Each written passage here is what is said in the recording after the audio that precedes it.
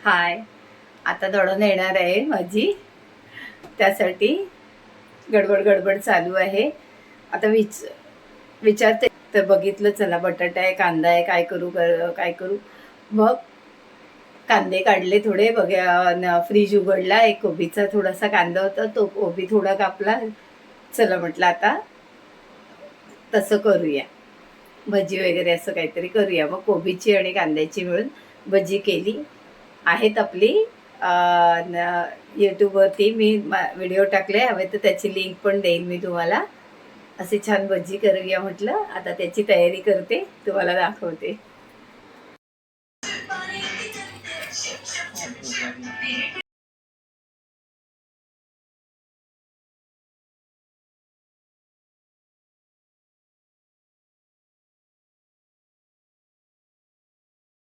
त्यानंतर चहा पाणी नाश्ता झाला आणि नंतर मग आरतीची तयारी केली. तुम्हाला मी मागच्या व्हिडिओमध्ये सांगितलंच आहे की यांना तर बहीण नाही आहे, पण ही बहीण कशी झाली काय.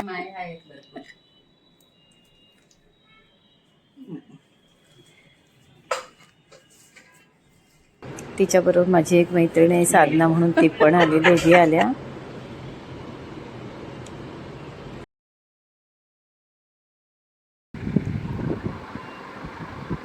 आताच नणंद गेली आणि नणंद पण मैत्रिणी पण माझी म्हणजे आम्ही एका गावातल्या, आणि ती माझ्या मिस्टरांना भाऊ मानते, त्यामुळे त्यांचं राखी बंधन होतं.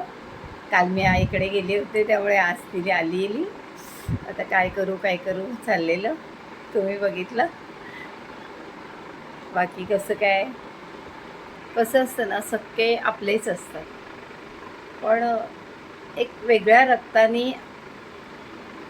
एकमेकाला ओढलं किंवा ते जे राखी बांधते ना, तर मला ते खूप भारी वाटतं. म्हणजे आणि यांना बहीण नाही आणि कधी यांच्याकडे रक्षाबंधन मग व्हायचं नाही. म्हणजे यांच्या मावशीची मुलगी आहे, पण केव्हा तरी त्यांचं रक्षाबंधन व्हायचं. आता तेही नाही होत, त्यामुळे मला थोडं त्याचं हे होतं. पण आता छान वाटतं, ती येते, राखी बांधते, खूप बरं वाटतं, मस्त वाटतं. त्यांच्यासाठी मला खूप बरं वाटतं. ते जे टेबलावर खुर्चीवर बसतात राखी बांधून घ्यायला, ते मला खूप भारी वाटतं. माझी खूप इच्छा होती की त्यांना एक बहीण हवी होती, कारण प्रेम करण्यात किंवा प्रेम म्हणण्यापेक्षा कोणाची काळजी घेण्यात आणि कोणासाठी करण्यात खूप भारी येते. चला, नमस्कार.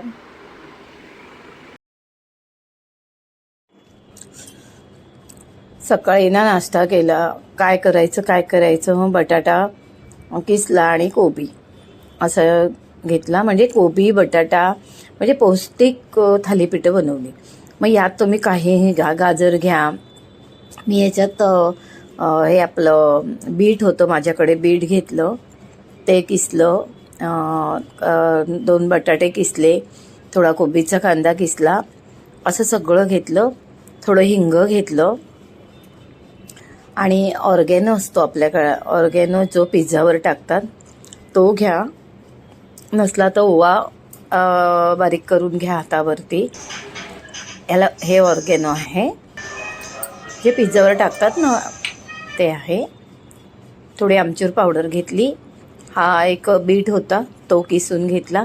तिखट घातलं आणि अर्धी वाटी रवा घेतला.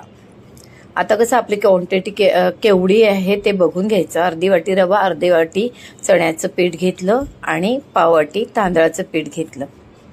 तुम्ही चेंज करू शकता. म्हणजे हे बीट घेतलं आहे किसून. तुम्हाला जर तांदळाचं पीठ जास्त टाकायचं असेल तरी चालेल, काही हरकत नाही. आणि आता हे सगळं, मिरची कापून टाकायची, कोथिंबीर भरपूर घ्यायची आणि असं सगळं ते मिक्स करायचं. आता रवा आहे त्यामुळे आपल्याला ते करायच्या आधी 10-15 मिनटं भिजवून ठेवणं गरजेचं आहे. मीठ घातलं, असं छान थोडं थोडं पाणी घेऊन भिजवायचं. आणि आपल्याला थालीपीठं तव्यावर थापावी लागतात, तर ते कसं म्हणजे आपल्या हातात येऊन ते थापलं गेलं पाहिजे इतकं पद्धतीने भिजवायचं. पातळ नाही, घट्ट नाही जास्त.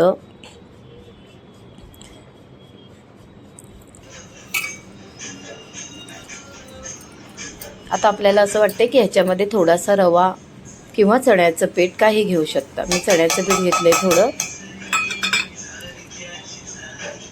बघूया तेवढ्यात भागतं का. आपण भिजवता भिजवता आपल्याला कळतं तेवढ्यात भागलं. आता बघा, हे बघा, हे असं घेऊन थापता येईल असं भिजवायचं.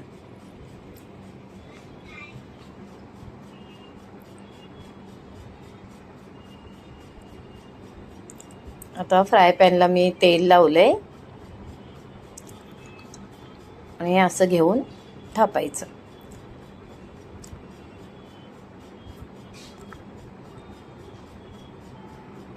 जरा पातळ थापलं की कसं आपलं बटाटा आहे, कोबी आहे, तो पण छान दोन्ही साईडनी शेकला जातो. असे थालीपीठं घातली, इझी पलटतात. बघा, हे बघा, छान मस्त खरपूस भाजा, अगदी गोल्डन कलरवरती. खूप छान होतात. याच्यात काळं मीठ टाका, म्हणजे आपलं मीठ पण टाका आणि काळंही घाला.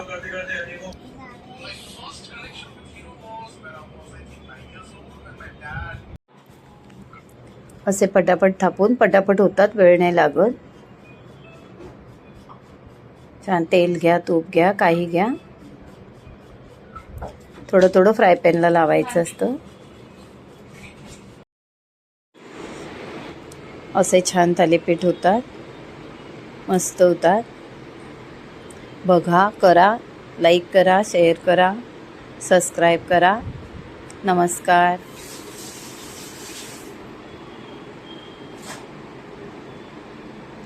असे सॉस आणि हिरवी चटणी किंवा दही आणि हिरवी चटणी घ्या.